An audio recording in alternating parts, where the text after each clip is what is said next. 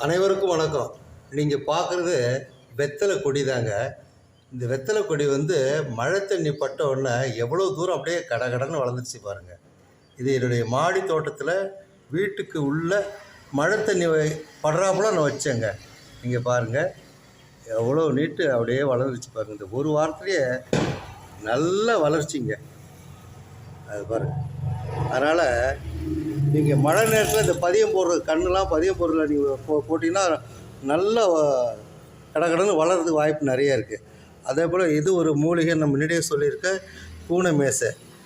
இந்த வீடியோ எடுக்கிறதுக்கு காரணம் என்னென்னா, யூடியூப்பில் ஒரு விளம்பரம் ஒரு அம்மா வந்து பேசுனாங்க. வெத்தலை இன்னும் 2 பொருள் சேர்ந்து நீங்கள் அப்படியே மடித்து வாயில் மென்னுனீங்கன்னா அருமையான வந்து ஒரு பானாக மாறிடும். அந்த நீங்கள் வடநாட்டுக்காரெல்லாம் அந்த என்னென்னமோ கலந்து போடுறாங்க இல்லையா, அந்த சுவை இருக்கும் அப்படின்னு சொன்னாங்க. சரி நாமளும் செஞ்சு பார்க்கணும்னு சொல்லிவிட்டு இங்கே பாருங்கள், நான் எடுத்துகிட்டு வந்தேன் சோம்பு. இது தட்டில் இருக்குது சோம்பு, அப்புறம் உலர்ந்த கருப்பு திராட்சை, இவ்வளோ தாங்க.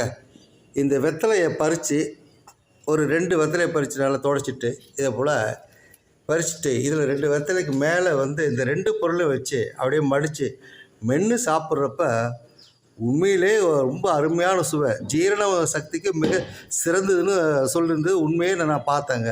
அதனால் உங்கள் வீட்டு தோட்டத்தில் வெத்தலை வளர்த்திங்கன்னா இந்த 2 பொருளும் ஈஸியாக கிடைக்கும். கருப்பு திராட்சை, சோம்பு, இதை 3 சேர்த்து நீங்கள் சாப்பிட்டிங்கன்னா ஜீரண உறுப்புகள் நல்லா இருக்குங்கிறத நானே உணர்ந்தேங்க. அதனால தான் உங்களுக்கு தெரியப்படுத்தணும், உங்களுக்கும் காட்டுங்கிறதுக்காக நான் காட்டுறேங்க. நன்றி, வணக்கம்.